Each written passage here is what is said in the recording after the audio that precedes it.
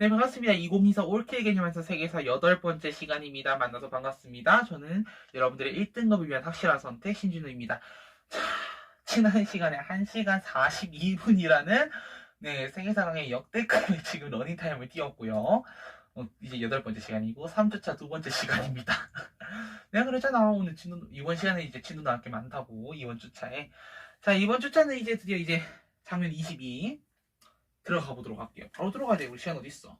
22 갑니다. 유라시아 교역망의 22 유라시아 교역망과 교류.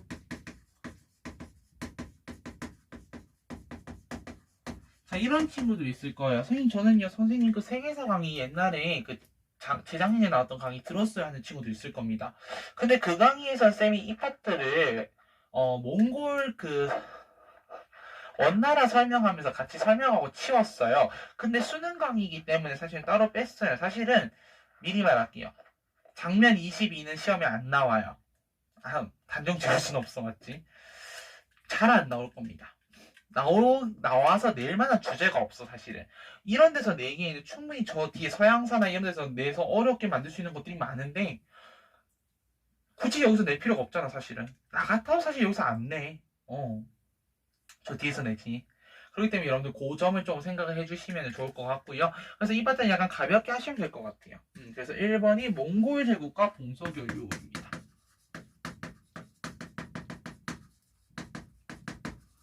몽골 제국과 동서교류.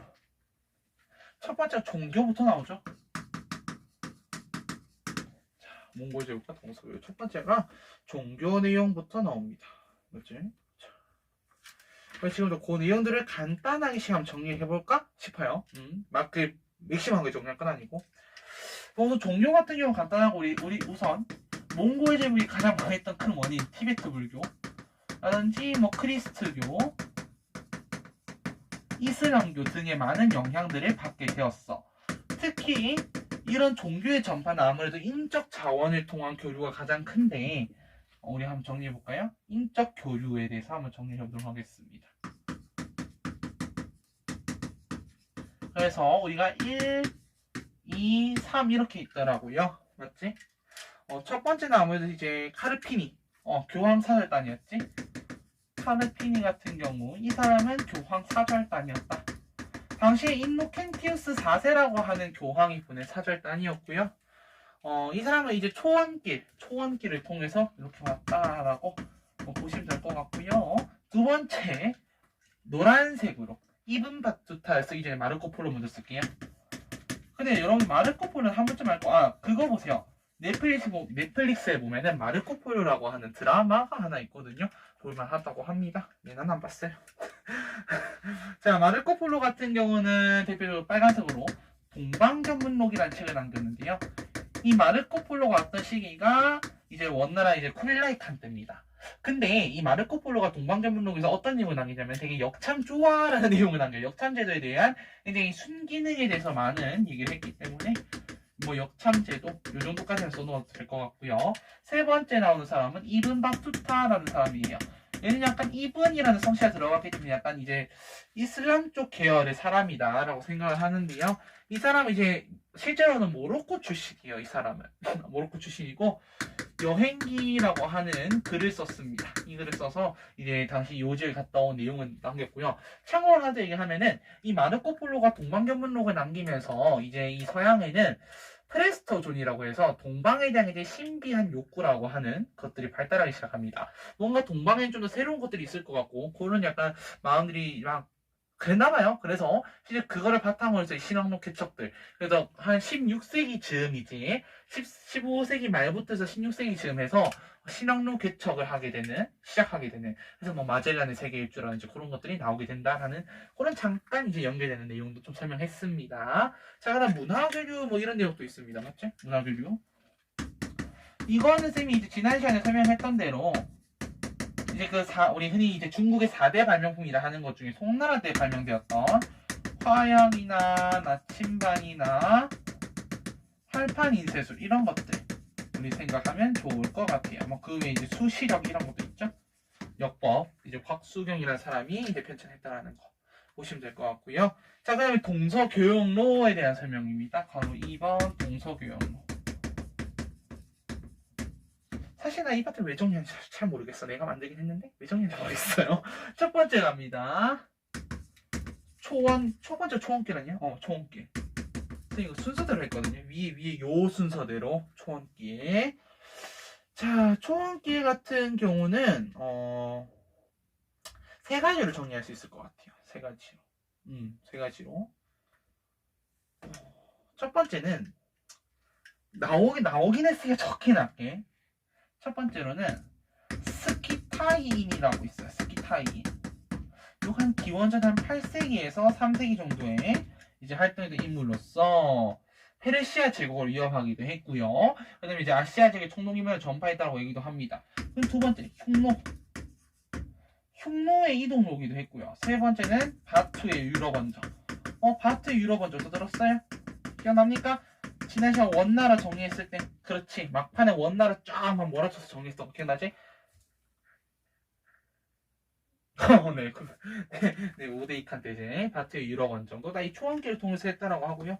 사실 사막길은 너무 우리가 많이 들었죠. 실크로드, 다른 말로 이제 비단길 이라고 합니다. 맞지?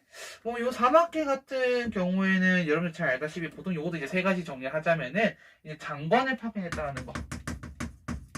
장건의 대활치 파견 쓰면 선지 그대로 적었습니다. 장건의 대활치 파견이나 또 보자면은 불교도 이쪽으로 전파가 됐죠. 불교나 간다라 미술. 간다라 미술이 뭡니까? 이거는 이제 인도의 쿠샤나 왕조 때 나온 이제 미술의 형식인데요. 이제 헬레니즘 문화가 인도로 전파가 되고 그게 또 융합이 돼서 나온 게 또 이제 요 당시 이쪽으로 전파가 되고 쭉쭉 전파, 문화 전파인 거죠. 이것도 쉽게 말하면은 문화 전파고요. 자, 그 다음에 또 우리 당나라 때 있었던 전투 하나 있었습니다. 무슨 전투? 탈라스 전투. 요거 생각하시면 또 될 것 같고요. 자, 그 다음에 바닷길. 뭐가 이제 많니? 3번 바닷길. 사실 바닷길은 별거 없습니다. 말 그대로 진짜 국제무역 고정됐다고 해서 그 선박을 가지고 왔다 갔다 해자는 그런 내용밖에 없어요, 진짜.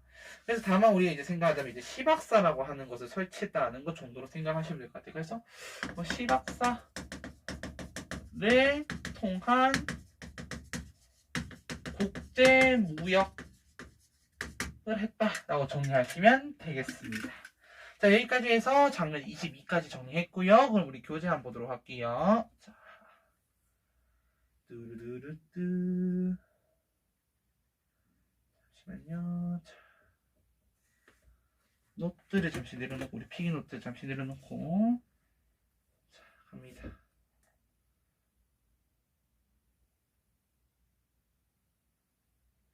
보도록 하겠습니다. 자, 원나라부터 우리 지금 원나라 정리하면 되고요. 뒤에 똑같이 문제 보고 하도록 하겠습니다. 자, 맞춰라 쌤은 이제 펜슬. 쌤이 이제 갤럭시를 쓰다가 아이패드를 사봤는데 이거 특정사에 뭘 이제 요청을 받고 한 건 아니고요. 아이패드가 짱인 것 같아. 쌤이 약간 필기 덕후라서 맨날 수업도 사실 아날로그식으로 준비를 했어요. 옛날에는. 근데 솔직히 말하면은 나도 여전히 아날로그식으로 수업 준비하는 게 더 좋아. 정감이 있거든. 근데 가끔씩 내 글씨를 내가 못 알아볼 때도 있고요. 그래서 이제 아이패드로 해보니까 되게 편한 거예요. 물론 갤럭시 탭도 좋았어. 근데 필기감이 별로였어, 갤럭시 탭은. 사실 아이패드는 좀 필기하는 느낌이 나더라고요. 제 설명했습니다. 자, 가보도록 할게요. 나의 이제 느낌적인 느낌. 홍보 아니고 커넥션 없습니다. 갑니다. 자, 몽골제국 수립부터 가겠습니다. 13세기 1206년이었습니다. 테무친이라고 하는 칭기스칸의 아명이었습니다.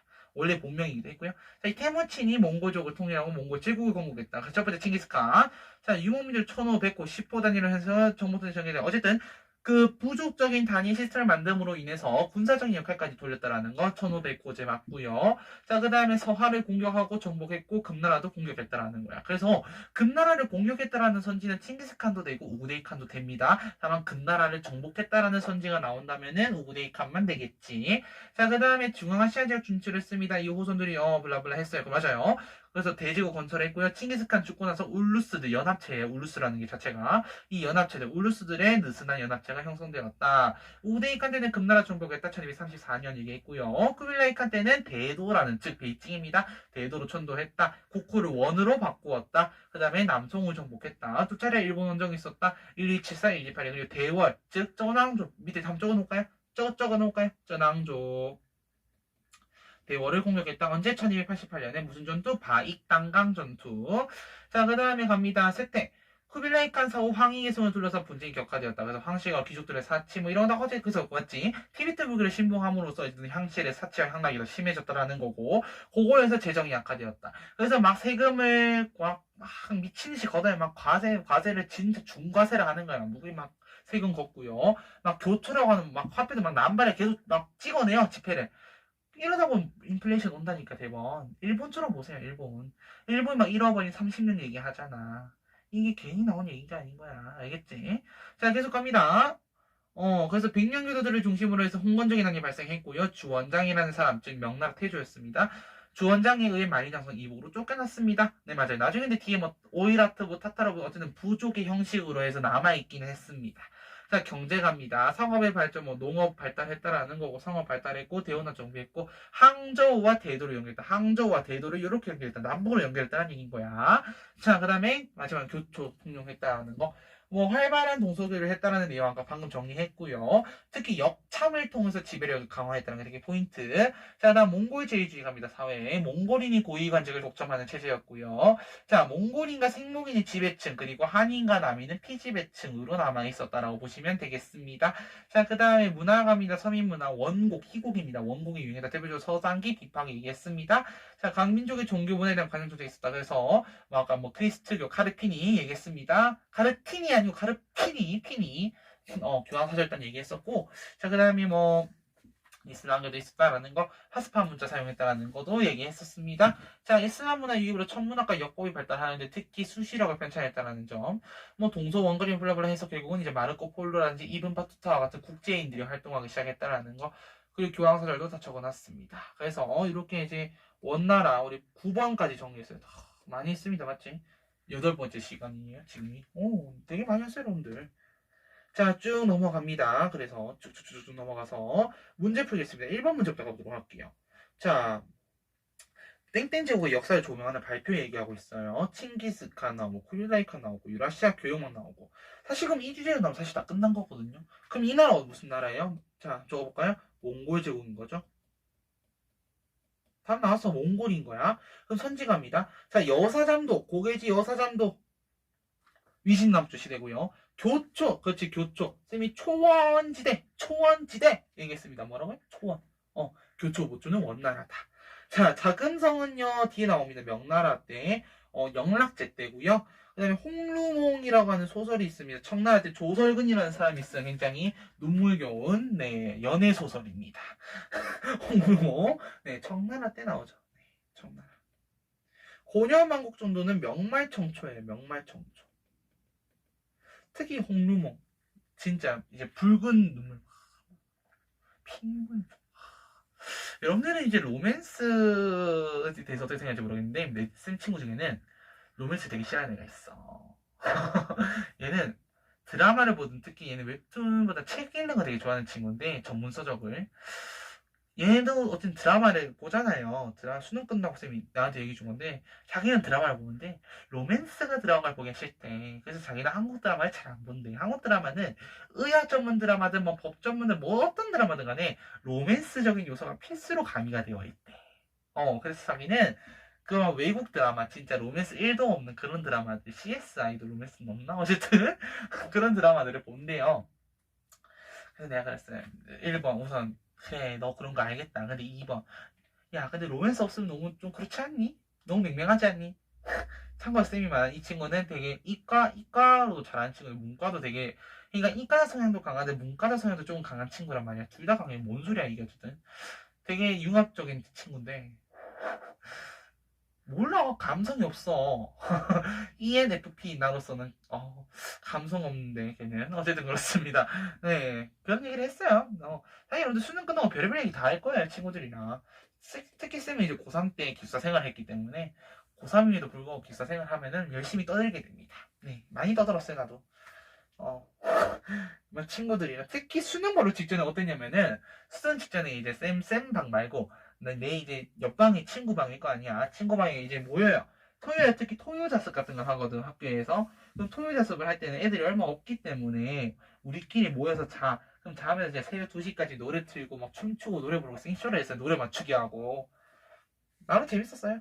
난 그렇게 그래서 여러분들 한 번쯤은 그런 기회가 좀 있었으면 좋겠다라는 생각은 했었어요. 한번 이렇게 해보는 거 되게 재밌거든. 안 해보기엔 너무 아깝잖아요, 사실은. 네, 그렇고요. 그래서 우리가 지금 뭐 얘기했니? 원나라 우리 문제 한번 풀어봤었고 뒤에 이제 사료 정리 한번 가겠습니다. 20페이지부터 가보도록 할게요. 20페이지 11번 사료부터 볼까요? 자, 카르피니의 여행 경로라고 나와 있고요. 카르피니 교황 사절단이었지? 자, 뭐 리옹이라는 도시에서 출발해가지고 키예프 지금 우크라이나 수도죠. 나중에 이제 서양사 가면 이제 키예프 공국 나옵니다. 키예프 거쳐서 카라코룸까지 왔어요. 참고로 이제 카라코rum이 몽골 제국의 수도가 되었던 거는 이제 우데이 칸 때입니다. 오른쪽에 맞습니다. 자, 교황 이노켄티우스 4세는 이 제국의 유럽 침입을 저지하고 크리스트교를 선교할 목적으로 프란치스코의 수도사 카르피니를 사절로 파견하였다. 카르피니는 카라코rum 부근에 도착할 이때 대칸이 누구예요? 구유크칸이라고 했으나 구유크칸 쌤 친구 중에 구유진이라고 있거든. 맨날 내가 놀렸어. 야 너 구유크칸이랑 이름 비슷하다 막 얘기했거든요. 근데 나중에 걔가 나무위키에 찾아봤나 봐. 실제로 나한테 그러는 거야. 야 이 사람 나랑 생일도 같은데? 이러는 거예요. 혹시나 몰라요. 이제 구유크칸이 환생? 일지도 몰라요.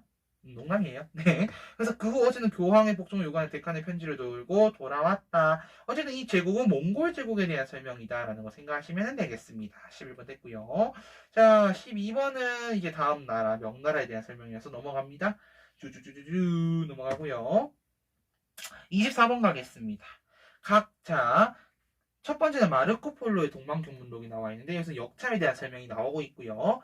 두 번째 이분 바투타의 여행기에 대해 나와 있습니다. 마찬가지로 역참의 장점, 역참의 순기능에 대해 나와 있습니다. 둘 다 어쨌든 몽골 제국에 대한 설명이다라는 것 정도는 여러분들이 확인할 수 있을 거라 생각합니다. 네, 24번 사료도 봤습니다. 넘어갈게요. 사실 이제 원나라만 딱 하고 하기 좀 많이 없죠. 자, 33번 사료 볼게요. 이거 재작년 수특 사료는 2022 수특 자료풀에서 있었습니다. 자, 세조는 지원 4년 유병충에게 명하여 중도성을 쌓게 하고 그 안에 처음으로 종묘 궁전을 지었다. 자, 중도성이라고 하는 게 어쨌든 지금 베이징에 대한 설명인 거지. 자, 유병충의 상주에 따라 국호를 대원으로 하고 중도를 대도로 이름 바꿨대요. 대도로 이름 바꿨구나. 그럼 대도 이름 바꿨으니까 대도 그래. 1271년 쿠빌라이 칸 생각하면 되겠다. 바로바로 떠올리면 됩니다. 다음 세조는 고금의 사례에 참작하여 내외의 관제를 구성하게 하였다. 정부 총말기구 뭐 중서성, 추미러, 뭐 어사대 등등 해가지고 어쨌든 되게 뭐 요나라에 있었던 기구라든지 원래 당나라의 제도로 남아있던 기구들까지 끌고 와가지고 하나의 제도로서 편성을 했다라는 거. 네, 죄송합니다. 그런 걸 어쨌든 담고 있다라는 거 생각하면 될 것 같아요. 이 이제 쿠빌라이 칸에 대한 설명입니다.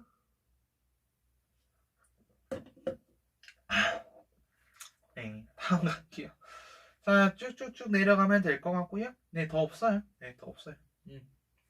밑에 문제 풀어 갈 거예요. 자, 마찬가지로 평가원 문제 여러분들 반드시 시간을 멈추고 푸셔야 되는데요. 문제를 풀 게 있습니다. 네, 문제를 또 풀 게 있어요. 6번 문제, 그 다음에 또 풀 게 있나 볼까요? 6번 문제랑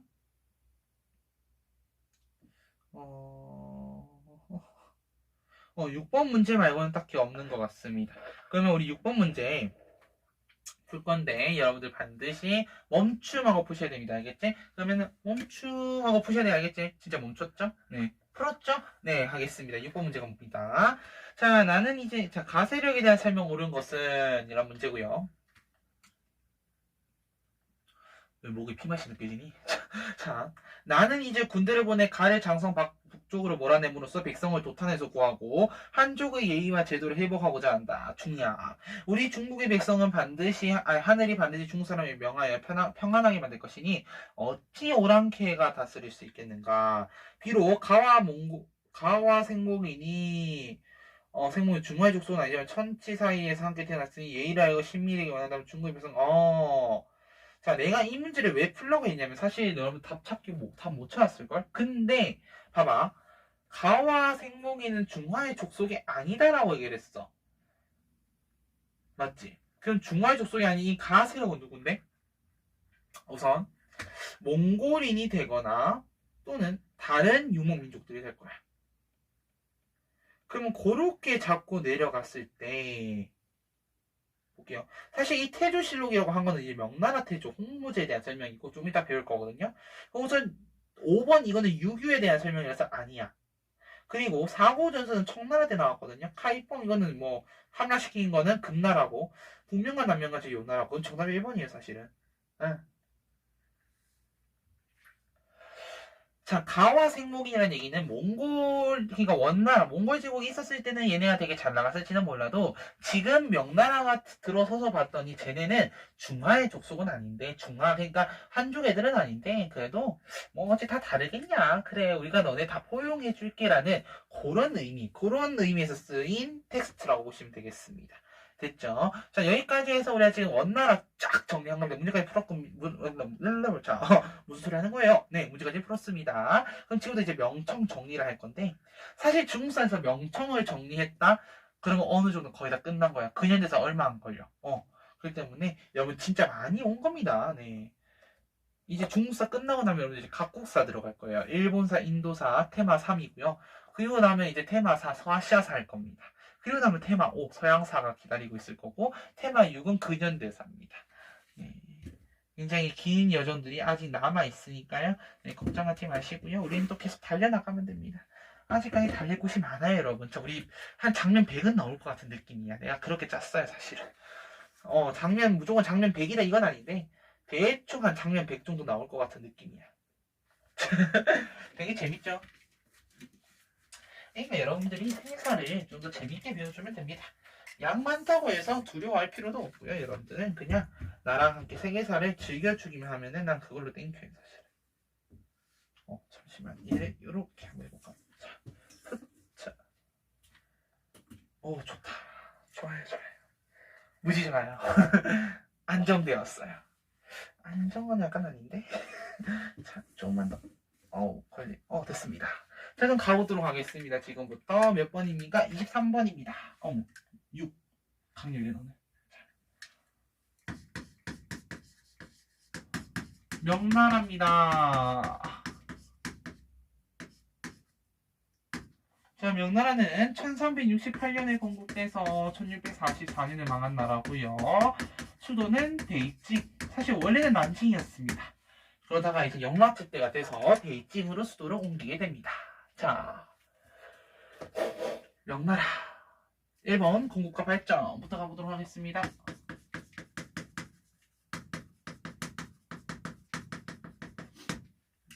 첫 번째 남상제가 홍무제예요. 홍무제 바로 누구냐 하면은 여러분들 잘 알아요. 아까 많이 봤어요. 바로 주원장. 홍건적의 난 생각하면 되죠? 네, 주원장입니다. 자, 이 사람이 어쨌든 이 난을 통해서 왕이 됐기 때문에 자, 보통 난을 통해서 왕이 된 왕들은 되게 이제 세습을 할 때 좀 더 안정적인 세습을 하기를 원하게 돼. 보통은 대부분 그래. 어쨌든 이 홍무제 같은 경우는 우선 난징. 지금도 적어볼게요. 자, 우선 동그라미 1번. 난징에 도읍을 해서 건국을 했습니다. 난징에 도읍을 했고요. 두 번째, 그러다 보니까, 자, 이 난을 통해 한 사람들 안정적인 세습을 원하는 것 첫 번째. 두 번째는 황제권, 그러니까 어떤 왕권을 되게 독보적으로 강화시키려고 하거든. 근데 그건 당연한 수순이야, 사실은. 왜냐면은, 내가 난을 통해 왕이 됐기 때문에 황제가 되었기 때문에 당연히 나의 권위가 흔들릴 수 있을 거라는 생각을 당연히 하게 되는 거지. 왜? 나도 그렇게 흔들어서 들어온 사람이니까. 맞지? 그래서 황제권을 강화하게 됩니다. 황제권 강화.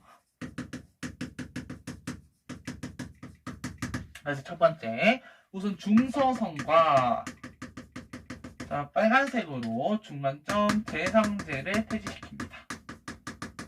재상이라고 하면 우리나라로 따지면 국무총리급인 거지. 없애는 거야. 왜? 내 왕권 강화하는데 너의 말은 도움이 안 돼. 너는 신하잖니. 우리나라 태종도 보세요. 육조직계제라는 자, 이방원도 육조직계제라는 제도를 통해서 어쨌든 의정부 삼정승들의 힘을 약화시키려고 했잖아. 맞지? 그런 거예요. 그런 취지인 거예요. 자, 그래서 없앤 다음에 육부, 아래에 있는 육부를 직접 통솔합니다.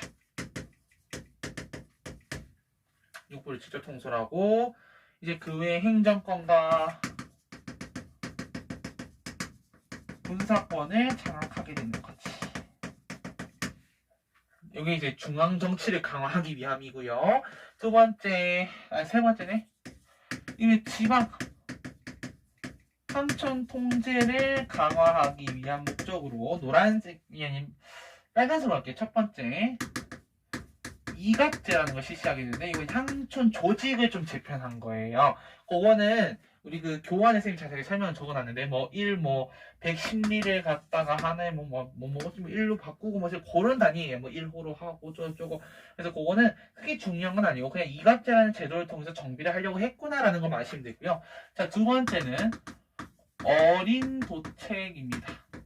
세 번째는 부역 황책입니다. 선생님 다 뭐예요? 뭔 책이에요? 책은 책이야. 무슨 책이에요? 자, 첫 번째 어린 도체가 뭐냐면요 토지대장이에요. 그러니까 전국의 토지를 갖다 쫙 정의를 해놓은 거고요. 선생님 부역 황책은 뭐예요? 지금 기억이 잘 안 보이네. 자, 부역 황책은 뭡니까? 호적제도 호적. 사람이 어느 정도 살고 어느 사람이 살고 어떤 사람이 살고 이제 정리해 놓은 책. 그래서 이렇게 세 가지를 우리도 알아두시면 돼요. 그리고 홍무제는 사실 키워드가 되게 많아서 여러분들 키워드만 잘 잡고 문제를 풀어주면 되게 쉬울 거고 특히 인물을 묻는 문제라면 명태조 홍무제는 거의 대부분 나온다 보시면 돼요. 왜? 키워드가 이렇게 많은데 선지를 안 낼 이유가 없잖아. 맞지? 자, 그 다음에 세 번째 한족 문화를 부흥시킵니다. 네 번째구나. 여러분 극한에 다 쓸 수 있어요? 모르겠네. 됐지. 자, 한족 문화를 부흥시키기 위해서는 뭐 과거제도 정비하고 학교도 설립하고 하는데요. 가장 중요한 거는 자, 노란색으로 자, 6가지 윤리. 유교적으로 우리가 생각해야 될 6가지 윤리를 반포하게 돼요. 그거 우리가 뭐라고 부르냐면 6유라고 하거든요. 그래서 6유를 반포했다라고 해요. 우리 아까 선지도 봤을 겁니다. 맞지? 우리 아까 선지를 봤던 그거예요. 그거. 그게 이제 6유라고 하는 거예요. 그거를 반포한 겁니다. 알겠지? 그래서 이런 것들을 통해서 우리가 이제 정리했다. 참고로 이 같은 좀 더 보충 설명하자면 이제 110호를 하나의 리로 했다는 거, 뭐 그 정도로 보시면 됩니다. 크게 중요하다 그건 아니고요. 다 뭐 이장호, 갑수호 뭐 이런 걸 정해가지고 했다라는 것 정도만 아시면 됩니다. 자, 그 다음에 나오는 황제가 영락제죠. 자, 이 사이에 어떤 일이 있는지 지금도 설명할게요. 자, 주원장은 큰아들이 있었어요. 큰아들은 피를 많이 안 묻혔고 피를 많이 묻힌 아들은 지금 나올 이 영락제야. 영락제가 피를 되게 많이 묻혔어. 이제 이 주원장이 돌아다니면서 용도 확장하고 뭐 명나라를 어제 건국하는 과정에서. 근데 이 아버지 주원장은 큰아들만 되게 이뻐했는데 큰아들이 죽었어. 그러자 이 왕위를 누구한테 주려고 하면은 큰아들의 아들 즉 장손한테 주려고 했던 거야.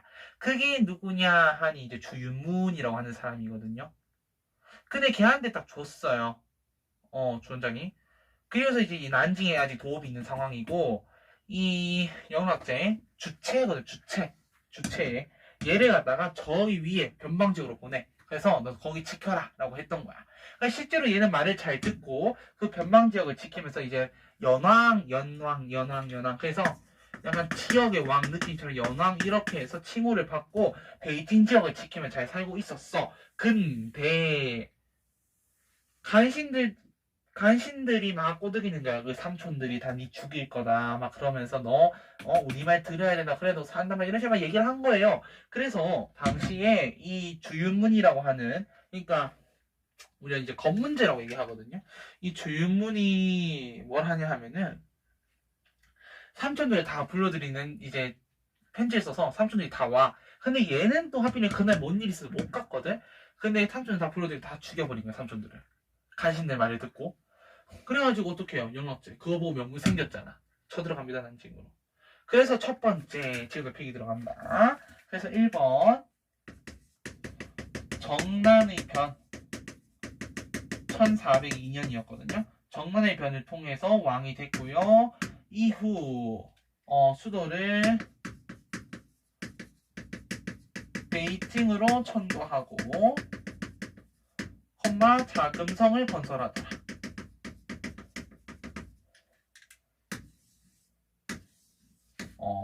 좋더라라는 거고요.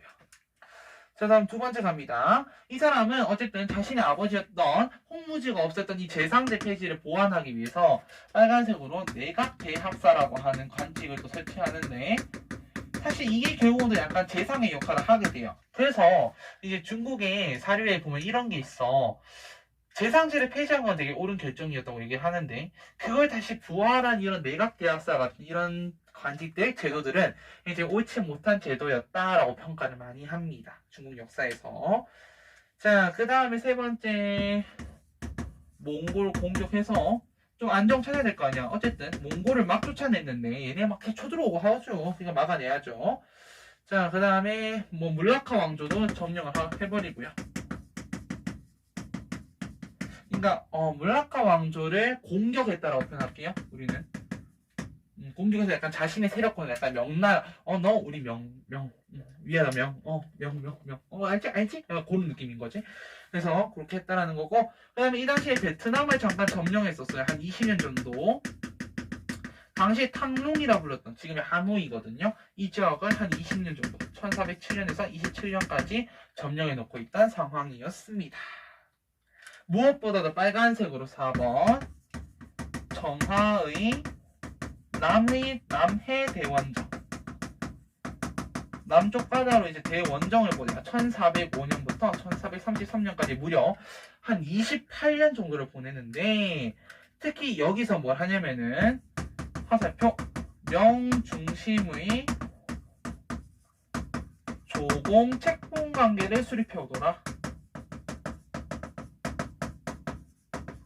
그래서 명나라는 책봉을 해주고 다른 이제 동남아시아의 국가들이나 이제 심지어는 어디까지 가냐면은 거의 아프리카까지 갔거든요.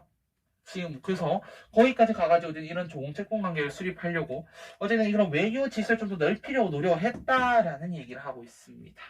그 외에 이제 5번 뭐 이제 영락대전이라든지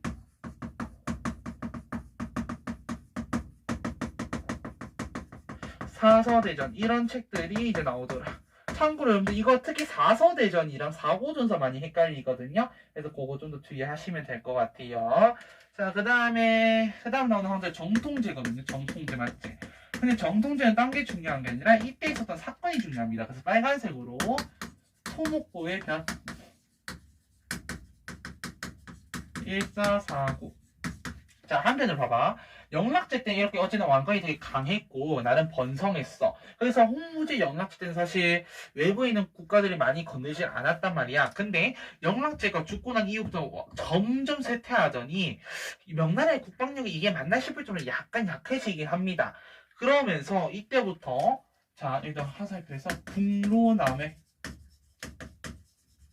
위쪽에서는 계속 오랑캐들이 쳐들어오고요. 밑으로는 왜구가 계속 이렇게 쳐들어오는 거야. 그러면서 토목고의 변이라고 하는 몽골 애들이 쳐들어옵니다. 쳐들어와서 이제 뭐 황제를 포위하다 뭐 이런 일들이 있었어요. 네.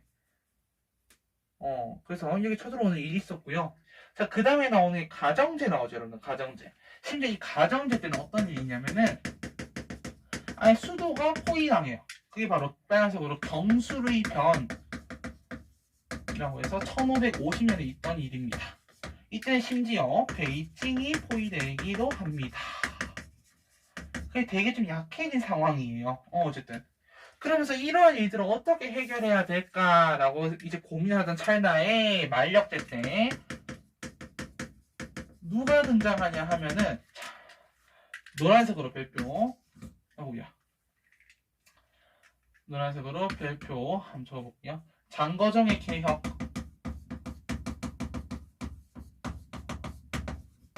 이런 상황을 타개하기 위해서 또 한편으로 이런 지금 침입들도 있지만 또 더불어서 어떤 일이 있냐 하면은 백성들의 세금 어쨌든 전쟁을 좀 막아내고 해야 되니까 계속 돈은 들어가. 그래서 백성들이 계속 돈을 걷고, 근데 또 한편으로는 또 이 명나라 안에 은이 되게 많이 돌게 돼요. 그래서 막 은의 길이라고 할 정도로 막 은이 자주 막 계속 돈단 말이라. 그럼 이런 상황에서 장거정은 어떤 대책을 내느냐 하면은 빨간색으로 일조편법이라고 하는 대책을 놓게 됩니다. 1573년. 일조편법이 뭐냐면은 땡땡 지세와 정세, 수많던 세금을 딱 이 두 가지로 일원화시킨 거야. 그러니까 막 이 엄청 많던 세금을 딱 두 가지로 정리를 한 거예요. 토지세, 말 이러면 재산세고요. 정세는 사람 수대로 내라는 세금인 거예요. 인도세죠. 사람 머리수대로. 그래서 이 일조 편법이라는 제도를 마련했다라는 게 중요합니다. 만료특 때. 하지만은 이후에 장거정 사후에 관료들의 불만이 되게 많아졌어. 왜? 자신들이 그 한몫 챙겨야 되거든요. 근데 그거 못 챙기잖아. 불만이 커지게 되고요. 그게 우리 지금 2번 그래서 이제 2번 바로 2번 쇠퇴 적을게요. 쇠퇴. 그래서 관료들의 반란도 많아졌고요. 거기다가 임진왜란에 지원을 함으로 인해서 재정이 약화되고요. 그래서 이 재정이 약화된 거를 보충하기 위해서 농민들에게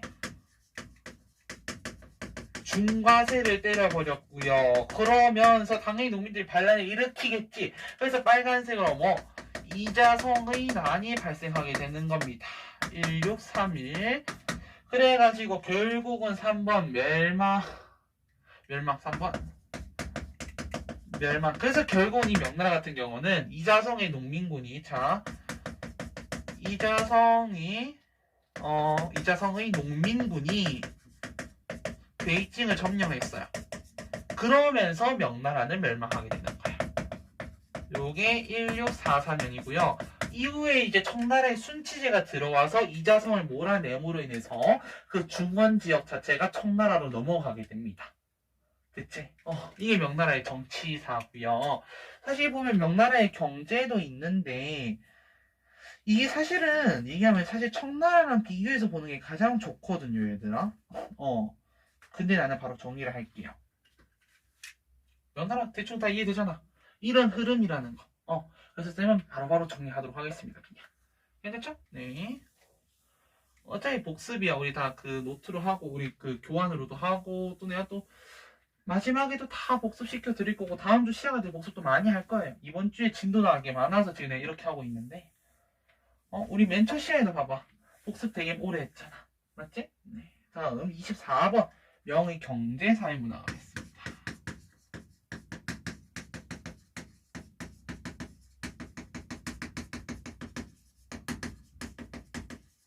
자, 명나라의 경제 사회문화입니다. 자, 명나라의 경제 가볼까요? 1번 경제 맞죠? 자, 첫 번째 나온 게 농업입니다. 자, 명나라 때 농업이 약간 이때 좀 특이해져 이때부터. 우선은 송나라 때까지 하면 창장강 하류가 이제 쌀의 주 생산지였다면은 이때부터 약간 창장강 중류로 가요. 그래서 창장강 중류가 쌀 중심 생산지가 되면서 창장강 하류 같은 건 좀 수공업을 많이 하게 되는 그런 현상이 좀 일어나게 됩니다. 되게 좀 희한한 일이에요, 이게. 자, 그러면서 두 번째 상업 갑니다. 상업. 자, 우선 첫 번째 산시상인, 휘저우상과 같은 대상인들이 등장하게 되고요. 자, 이들이 자신들의 이익을 도모하기 위해서 당나라 때는 송나라 때는 행과 작이 있었다면은 이때는 회관이라든지 공소와 같은 조직들이 등장하게 됩니다. 회관은 이제 동업조합이고요. 공소 같은 경우에 동향조직, 반대로 정리해 회관이 동향조직이고요. 공소가 동업조합과 같은 겁니다. 그래서 이런 것들이 조직이 되더라 라고 보시면 될 것 같고요. 특히 세 번째, 무역. 특히 이때는 은을 통한 무역이 되게 이제 많아질 때예요. 은의 양이 늘어나더라라는 겁니다. 그리고 특히 이 명나라 때 이 무역 같은 경우는 해금 정책을 실시했었거든요. 해금 정책. 즉, 왜냐면 너무 왜구들 많이 들어오고 하니까 어쨌든 바다 막았는데 왜구가 더 많아졌어. 왜구들 누락질이 더 심해진 거야. 심지어 그래서 어떤 사건이 일어나면 링고의 난이라고 해가지고 막 이런 사건이 발생하니까 안 되겠다 싶어서 다시 풀어줍니다. 근데 이 명나라가 해금 정책을 하면서 가장 많은 이익을 봤던 게 류큐라는 나라거든요. 그건 동아시아사에서 열심히 배우세요. 알겠지? 세계사에서까지 굳이 이거 다룰 필요는 없는데 뭐 류큐가 지금 오키나와라고 생각하면 되겠습니다. 알겠지? 어쨌든 그래서 막판에 해금 정책을 완화하기도 합니다. 그래서 결론은 막판에 이제 완화하기도 하고요. 또 하나 더 빨간색을 이렇게 당겨서 무로마치 막부와는 감합무역이라고 해서 감합무역, 이 감합이라고 하는 이게 뭐냐 하면은 무역 허가증입니다. 이걸 발급해서 딱 반반 딱 붙였을 때 맞아, 아 그러면은 오케이다 해가지고 한 게 감합무역이라고 하는 거 되겠습니다. 무역까지 정리했고요. 다음 조세. 조세는 우리 아까 다 했잖아요. 장거정하면서 무슨 제도? 이것도 빨간색으로 준비하니까 1조 편법 적으면 될 것 같아요. 자, 다음 사회 갑니다. 그럼 이번 사회. 자, 사회 같은 경우는 자 다시 간다. 한나라 때는 호조, 위진남부 시대 때는 문벌귀족, 당나라 때는 문벌귀족이 아니라 당나라 때는 문벌귀족, 송나라 때 사대부, 명청대가 되면요 빨간색으로 신사라고 합니다. 신사. Ladies and gentlemen 할 때 그 신사층이 형성이 됩니다. 자, 그럼 얘네가 어떻게 형성되고 구성되고 한번 정리해 보도록 할게요. 자, 우리 지금 표에 적혀 있는 대로 형성, 구성, 역할, 특권 한번 정리해 보도록 하겠습니다. 자, 우선 신사층은 어떻게 형성됐냐라고 하면은 얘네는 학교 제도와 과거 제도가 결합되면서 형성이 되었는데요. 이게 무슨 말이냐? 구성을 내가 설명해 드릴게요. 이 신사층의 구성은요, 기본적으로 관리도 돼요. 관료라고 우리가 부르지? 관료도 되고, 학위 소지자들, 이 대국격, 공부를 좀 한 사람들, 유학에 대해서 조금이나 공부한 사람들, 또는 과거 합격자들까지. 이런 사람들이 다 들어가다 보니까, 이렇게 이제 요런 형성 배경이 등장하게 되는 거야. 그럼 이 신사층이 어떤 역할을 하는데, 우선 중앙에서는 뭐해? 중앙에서는 뭐 일하겠지, 관료로서. 그럼 얘네의 역할은 가장 중요한 게 뭐냐면은 향촌에서의 역할인 거야. 지방에서의 역할이 무엇이냐는 거지. 그래서 얘네 같은 경우는 우선 향촌 적어볼까요? 향촌의 치안 유지라든지, 그 다음에 백성들을 또 교화하기도 하고요. 그 다음에 이제 공공사업도 이런 거 등등 하더라라는 거야. 선생님, 그럼 얘네한테는요, 이런 걸 역할 조제가 특권 같은 게 있었어요? 맞아, 있었어. 뭐, 대표적으로 우선, 요역을 면제해서, 요역이 뭐예요 하면은, 나라에서 불러서 너 성싸라 하면 그거는 면제됐다라는 거예요. 그리고 두 번째, 경범죄 면책특권. 가변 범죄에 대해서는 면책특권이 있었다. 좀 부럽죠. 면책특권도 있었다라고 보시면 되겠습니다. 그래서 어쨌든 이 신사층에서는 이 향촌에서의 역할이 되게 중요했다라고 보시면 되겠고요. 자, 다음 서민들 보겠습니다. 이 사람들, 이 계층 입장에서 봤을 때는 이 신사층은 되게 잘 챙겨줘. 근데 자신들은 약간 좀 무시한다는 느낌이 들어. 그러면은 나의 입장에서도 좀 기분이 나쁘지, 안 좋지 사실은. 그렇죠? 자, 그래서 이 서민층에서는 주로 서민 운동이 발생하게 돼요. 왜? 우리나라도 보면은 서민 운동 막 부르짖죠. 그렇죠. 그래서 보통 한 3가지 정도로 정리할 수 있을 것 같아요. 첫 번째 이제 소장류 거부 운동. 저 소장류 안 될랍니다. 항조라고 하거든요, 이거를. 그 다음 두 번째 직용의 변. 세 번째 노변. 이렇게 3가지로 나눠져 있습니다. 각각 설명해 보도록 할게요. 항조 말 그대로 소장농들의 나뉘는 겁니다. 소장류 낮춰달라 이건 거예요. 마치 우리나라에서 그 1920년대 암태조 수작쟁이 했던 것처럼 그런 비슷한 내용이고요. 직용의 변 같은 경우는 이제 이거는 이제 수공업자들 인데, 당시 수조라는 도시가 어쨌든 대도시예요. 수조라는 도시가 옛날부터 이제 발달하면서 당나라 때부터 대도시였는데, 여기 수공업자들이 뭔 물건을 팔아서 이제 그거를 팔려면 상인들이 그걸 어쨌든 사갈 거 아니야. 근데 그 과정에서 중간 상인들이 마진을 너무 떼가는 거야. 왜 우리 생각해봐. 도매가랑 우리가 사는 가격이랑 다르잖아요. 그런 같은 개념인 거야. 근데 우리한테 너무 싸게 사놓고서는 팔 땐 되게 비싸게 팔아. 그러니까 이 수공업자들 입장에서는 좀 화가 난다라는 거죠, 당연히. 맞지? 그냥 뭐 노변 같은 경우는 이제 약간 이제 뭐라 해야 되나 어쨌든 근데 이제 노복들의 변이다 생각하시면 될 것 같아요. 뭐 이 정도 있다 생각하시면 될 것 같고요.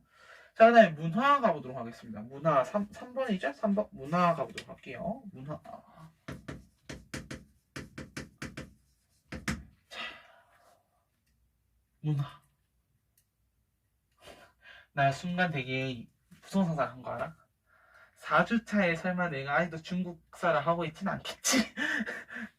내 목표는 최소 10강까지 끝내는 거.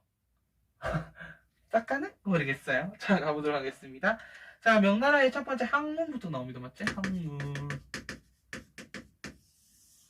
항문 첫 번째 나오는 게 성략입니다. 우선 명나라 때 성략이 거의 관학화되죠, 사실은. 그래서 통치 이념화되었다. 근데 우리가 알다시피 성략은 약간 너무 이론적이에요. 약간 우주가 돌아가는 원리라든지 인간들의 심성은 어떨까라는 걸 탐구하기도 하고 되게 약간 원론적이다 해야 될까요? 그래서 그러다 보니까 우리가 이제 성리학의 절대화, 교조화 된다고 얘기하거든요. 어쨌든 통치 이념화되면서 과거 시험에 활용. 그래서 이 교조화되고 절대화되는 거에 반대되면서 등장한 게 있으니 그게 바로 양명학입니다. 양명학은 누가 만들었냐 하면요. 왕수인 말고 왕양명, 왕수인이라는 사람이 만들었고 이 사람이 주장한 건 이거예요. 양지를 다스릴 것. 암과 행함을 하나로 할 것. 그리고 마찬가지로 이제 뭐 심해 무리, 심해 무물 이런 얘기를 하긴 하는데 오늘 말 됐고요. 어제 뭐 이 정도예요. 취향지 취향갑일.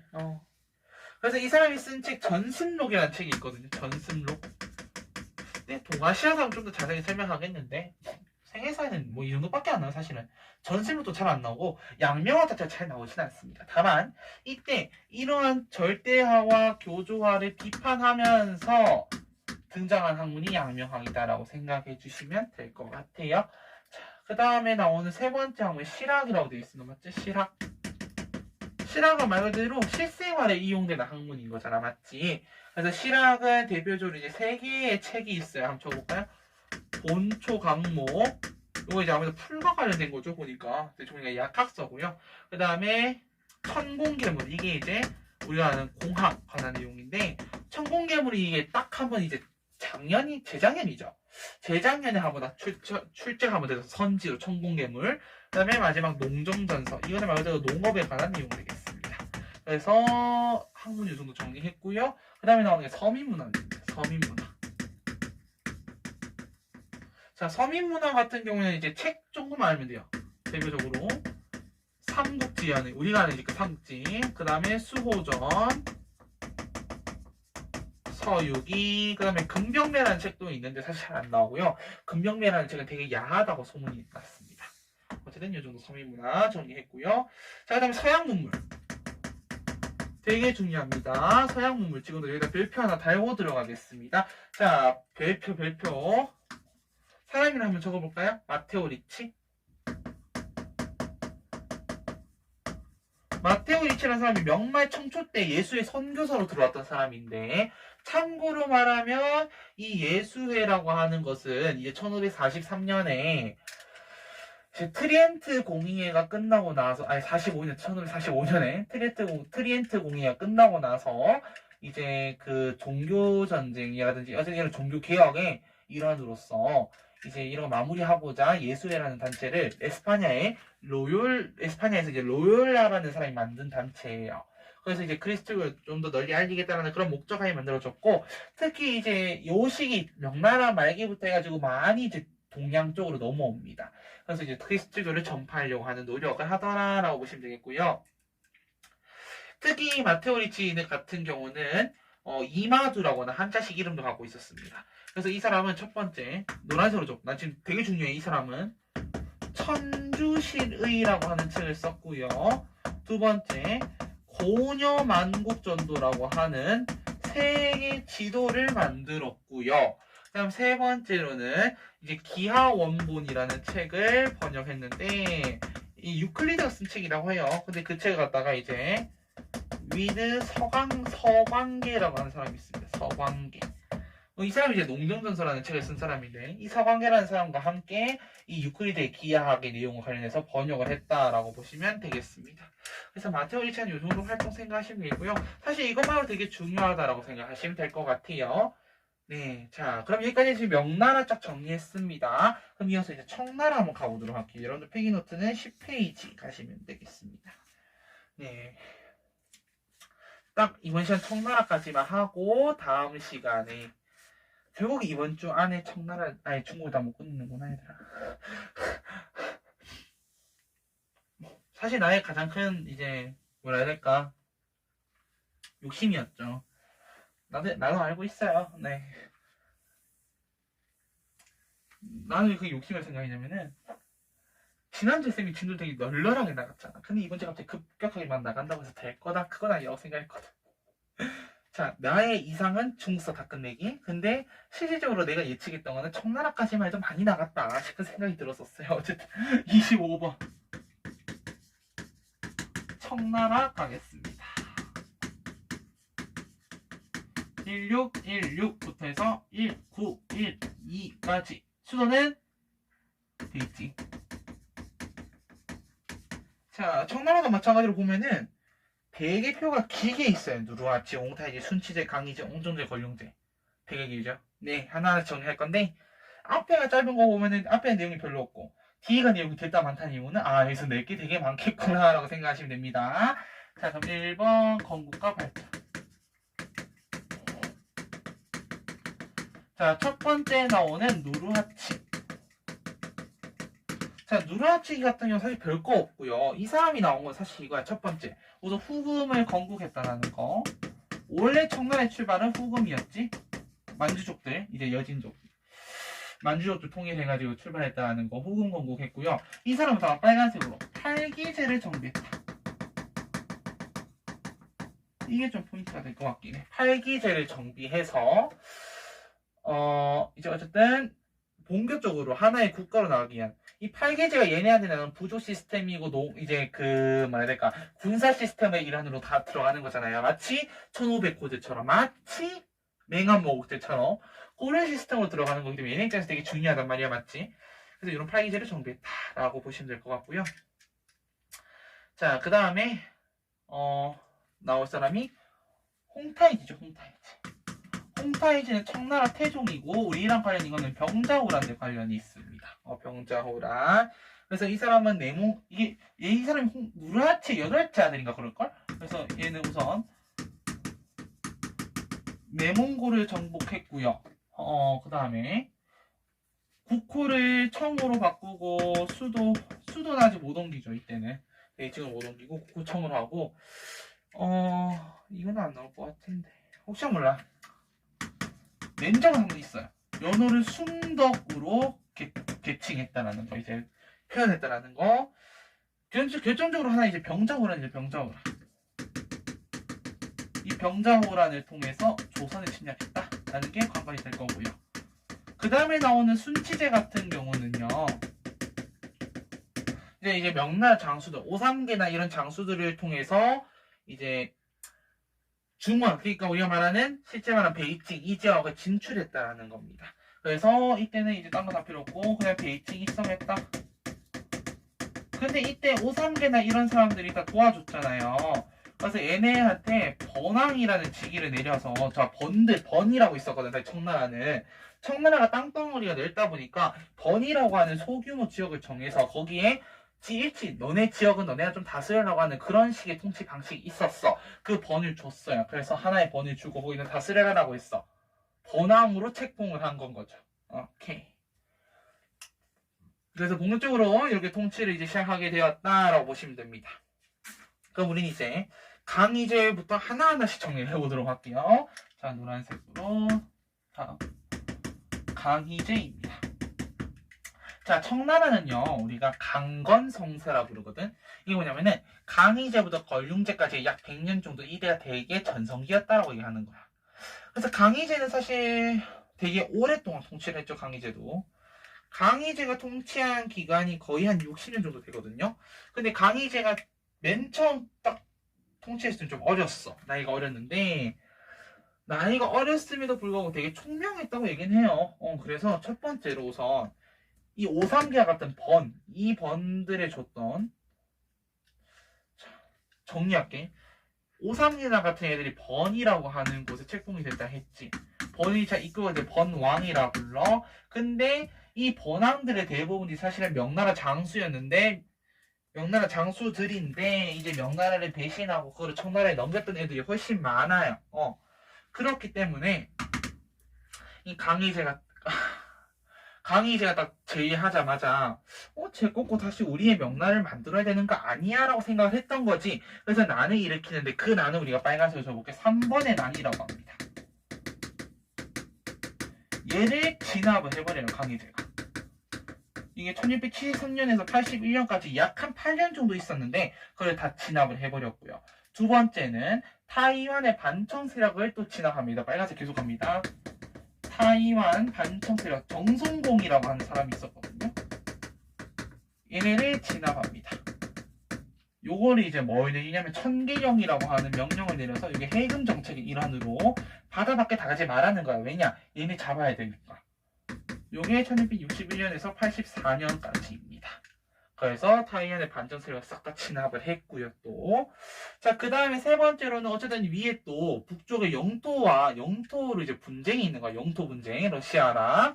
그래서 그걸 해결하기 위해서 노란색으로 한 일 되게 많아요. 네르친스크 조약. 네르친스크 조약. 요게 1689년에 있었고, 당시 러시아의 표트르 대제와 이 조약을 체결했습니다. 그래서 네르친스크라는 지역에서 그 국경의 경계선을 정하는 그런 일을 했다고 합니다. 자, 그 외에 이제 외몽골과 티베트를 복수시켰고요. 라는 것은 영도를 좀 많이 넓혀놨어요. 그리고 이때부터 이제 본격적으로 지정은제를 실시하게 됩니다.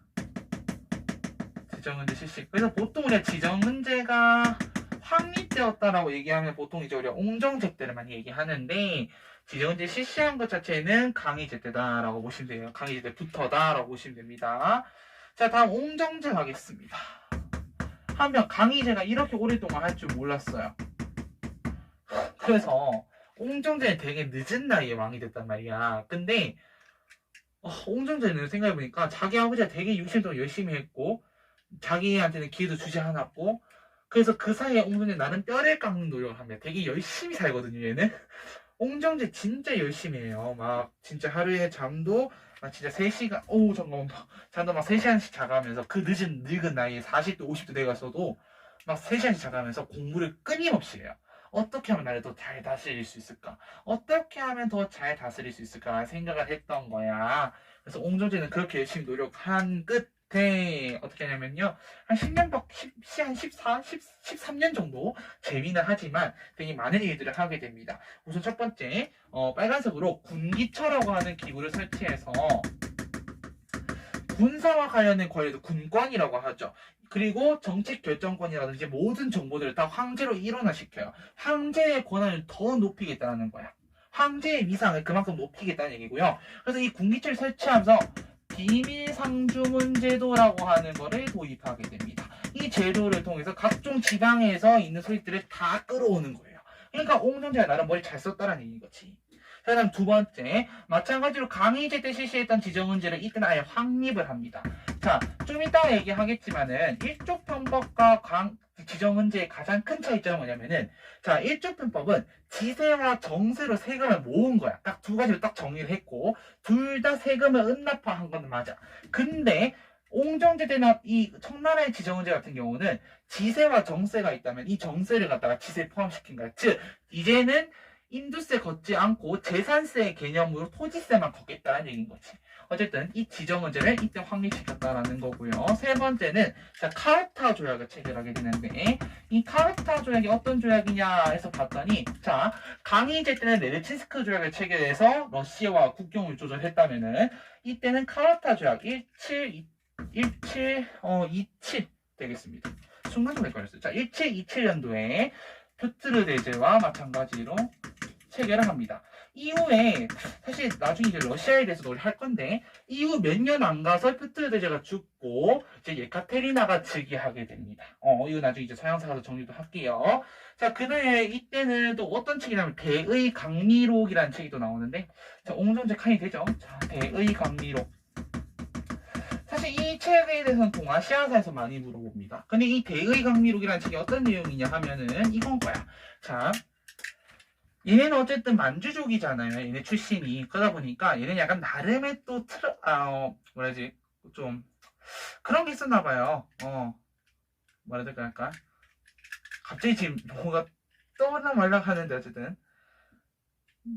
콤플렉스가 갑자기 생각났네. 어쨌든 나름대로 콤플렉스가 있었나 봐. 그래가지고 어떤 내용을 남기냐면은 우리가 어느 출신이든 너네가 어느 출신이든 간에 지금 중원에 살고 있는 애들이 진정한 중원이 아니냐라는 그런 글을 남기게 됩니다. 어제는 대의강리를 편찬했다는 내용이고요. 그 다음 빨간색으로 자 1723년에 금교령을 내리는데요. 이 금교령이요? 뭐요? 크리스트교를 금교령을 내린 거야. 왜 내렸냐 봤더니 전례 문제라고 하는 문제가 있었던 거야. 이전에 왔던 예수의 선교사들, 대표적으로 마테오 리치 같은 사람들이나 이때마다 아담 샬가 같은 사람들은 이 중국의 이제 제사 문화 같은 거를 크게 신경 쓰지 않았어. 그냥 우상숭배라고 생각 안 했고요. 그때는 그냥 뭐라 생각했냐면 그냥 저 사람들은 자기 조상들에 대해서 되게 열심히 극도로 이제 죄를 열심히 잘 지내구나. 그냥 그들을 잘 기리는구나라고 생각을 했는데 이후에 특히 옹정제 때 왔던 선교사들의 경우에는 되게 그런 걸 좀 우상숭배다 이거 잘못된 거다라고 해서 되게 비판을 많이 해요. 그래서 옹정제가 그냥 아예 야 우리 너네는 교류할 필요 없어. 그냥 너네 다 나가. 우리 풍습을 존중해주지 않을 거면은 우리는 너네 있어봤자 소용없어 라고 얘기하면서 쫓아내버립니다. 그게 금교령이에요. 그래서 이렇게 반포했다라고 정리하시면 됩니다. 한편 옹정제도 왕위를 물러날 때 되게 나이가 많았습니다. 그래서 또 아들도 되게 많았어. 옹정제한테 되게 많았거든. 그래서 잘 생각해봤지. 아들도 많고 능력 있는 애들도 많은데 제일 능력 좋은 애들 그리고 내가 이 황제 자리를 가지겠다라는 가장 확고한 의지가 있는 애를 고르려면 어떻게 해야 될까라는 생각을 하게 되는 거야. 그러면서 어떤 일을 벌이냐면은 끝까지 세자 책봉 안 해요. 그러니까 우리 태자라고 세자 이렇게 표현하는데 태자 책봉 끝까지 안 하고요. 마지막에 죽기 직전에 그 현판 뒤에 그 건물 판 있잖아요. 현판 뒤에다가 이름을 슬쩍 적어놓고 죽어요. 옹정제가. 그 사이에는 어떤 일이 벌어지게 되냐면 형제들을 죽고 죽이는 암투가 벌어지게 됩니다. 그러면서 즉위했던 사람이 바로 강건성세의 마지막 황제 걸륭제입니다. 그렇게 해서 즉위했던 걸륭제도 마찬가지 한 60년 정도 즉위했는데 걸륭제는 이 생각이었어. 나는 자기 할아버지만큼 무조건 해야 되겠다. 그러니까 자기 할아버지가 되게 열심히 일하셨잖아. 강희제가 되게 나는 잘했고 그러니까 나는 그 정도까지 따라가야 된다. 근데 그 이상을 넘어서지는 않을 것이다 라고 생각해서 딱 자기 할아버지만큼만 하겠다고 생각했던 거야. 그만큼 할아버지 되게 존경했나 봐요. 그래서 몽골, 타이완, 신장 이 지역에 대한 정복 활동을 하고요. 그 결과 최대 영토를 확보하게 됩니다. 최대 영토를 확보하게 되고요. 자, 두 번째로는 사고전서를 편찬하게 되는데 이 사고전서는 한마디로 말하면 이제 여러 역사든 철학이든 내용들을 딱 담은 그런 책이라고 생각하시면 돼요. 어쨌든 명나라의 역사든 청나라의 역사든 간에 그래서 이거는 특히 구성 방식이 되게 독특해. 경, 사, 자, 집의 방식으로 이 사고전서를 편찬했다라고 하는 게 되게 중요한 키워드고 계속 많이 나왔습니다. 자, 경은 경전이고요. 사는 역사고요. 자는 이제 여러 가지 사상, 제자들과 같은 그런 사상들. 그리고 집이라고 하는 것은 이제 문집, 문학책을 얘기하는 겁니다. 자, 그 다음에 이때 또 누가 왔냐면요. 맥카트니 사절단이 방문합니다. 빨간색으로 맥카트니 사절단. 요게 1793년이고 영국 사절단이거든요. 영국에서 이렇게 방문했다라는 거 정리하시면 될 것 같아요. 근데 이후에 이 권륜제는 더 오래 안 하고 딱 1795년이 딱 끝나고 내려와요. 딱 60년만큼 한다는 거지. 그래서 거기 보면 바로 2번 세태 이렇게 있을 겁니다. 그러면서 권륜제가 내려오고 나서부터는 약간 이제 위태위태해져요. 그래서 뭐 인구에 비해서 농지도 부족해지기도 하고 진짜 권룡제 이후로 해가지고 나라가 좀 진짜 망해가는 망필. 더구나 백년교도의 난이라고 해서 얘네가 한 대개 8년 정도 난을 일으킴으로 인해서 너무 힘드니까 난을 일으켰겠지. 이 난을 일으킴으로 인해서 청나라가 점점 이제 재정도 약화되고 원래 이 국방을 지키던 팔기군들의 힘조차도 약화되는 이런 굉장히 안 좋은 양상들이 보이게 됩니다. 그러면서 이제 중국 근현대사 쪽으로 넘어가게 되는 그런 내용들이 될 것 같아요. 그럼 요 정도까지 정리하면 딱 우리 지금 청나라 정리한 거고요. 그럼 이제 26번으로 가보도록 하겠습니다. 대충 여러분들 이런 흐름으로 흘러가구나라는 거 정도만 파악해 주시면 될 것 같아요. 26번 청의 경제사회문화.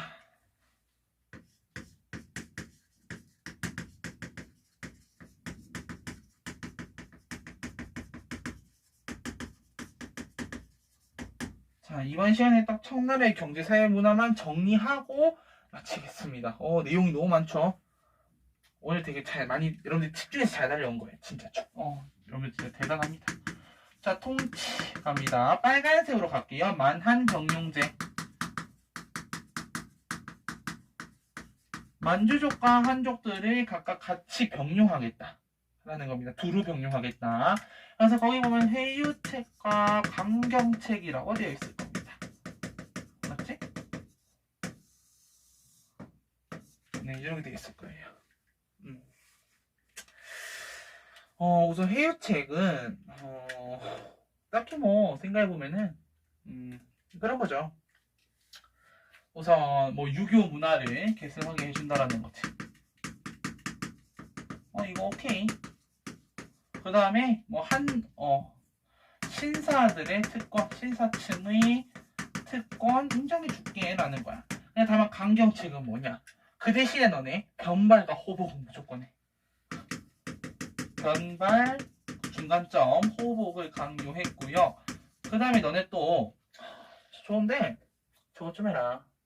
너네 막 청나라 욕하는 글 쓰고 막 그런 애들이 있는데 하지마. 문자의 옥. 그런 거 쓰는 애들 있으면 바로 잡아라. 나 족칠 거야 라는 그런 내용입니다.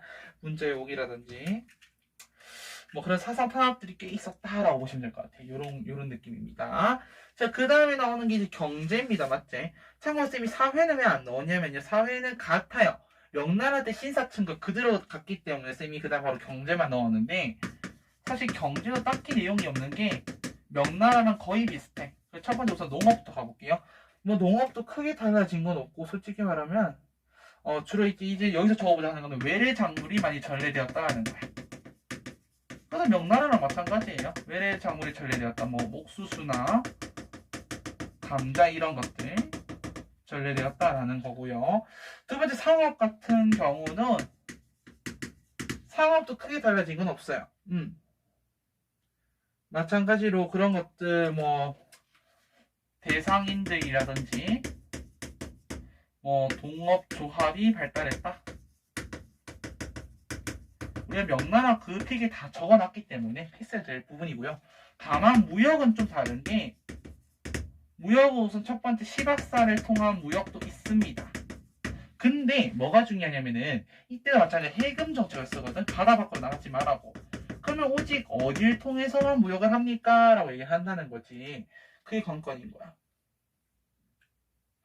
그래서 시박사를 시박사 이제 잠정 폐쇄.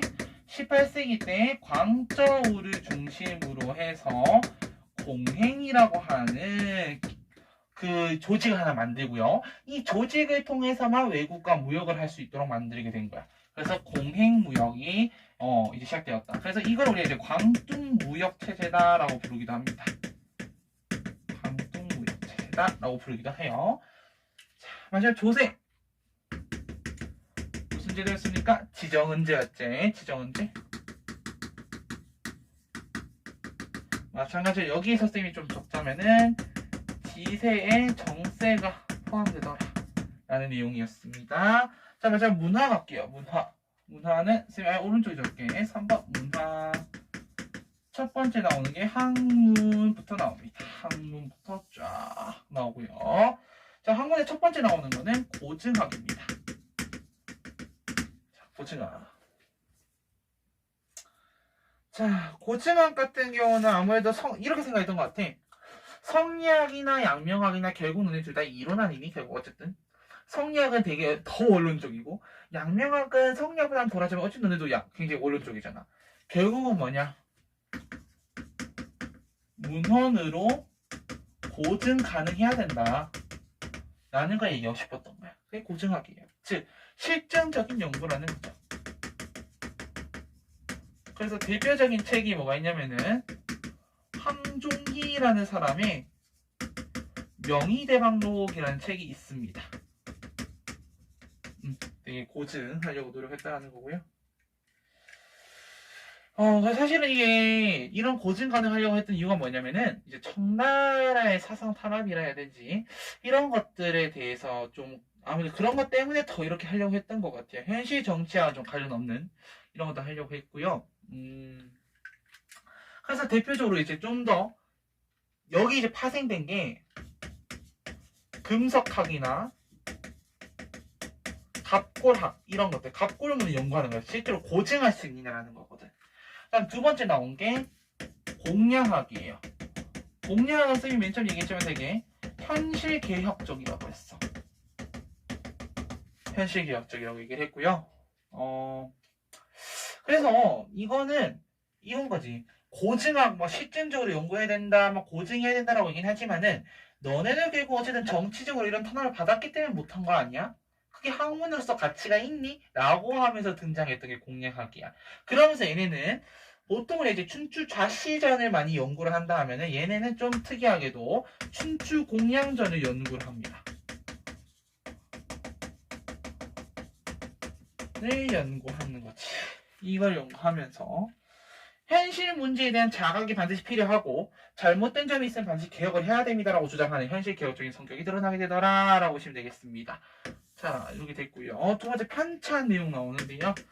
편찬은 사실 책들 몇 개는 적어줄 건데 그렇게 시험에 잘 나오지 않고 내신 시험에 하면 낼 수 있을 것 같은 책들입니다. 뭐 강의자전이라든지 고금도서 집성이라든지 뭐 이 정도? 뭐 사고전서는 우리가 어쨌든 지금 하고 있으니까 청나라 우리 적었으니까 사고전서 좀 적도록 하겠습니다. 그 다음 세 번째 나오는 게 서민문화거든요. 서민문화. 자, 서민문화 같은 경우는 사실은 우리 그 명나라 때 삼국지연이 뭐 소전, 서유기 이런 거 있었다면은 여기는 빨간색으로 뭐가 있었냐 하면은 자, 쌤이 얘기했죠? 홍루몽, 연애 이야기. 홍루몽이라는 책이 있었고요. 이때는 노란색으로 경극이라고 하는 연극도 있었어요. 경극. 막 이러면서 좀 되게 막 우리 패왕들이 뭐 이런 거 본 적 있어요? 화장 되게 막 진하게 하고 나와가지고 막 이렇게 하는 게 있거든요. 경극 이렇게 볼 수 있을 것 같고요. 자, 그 다음에 서양 문물 보겠습니다. 서양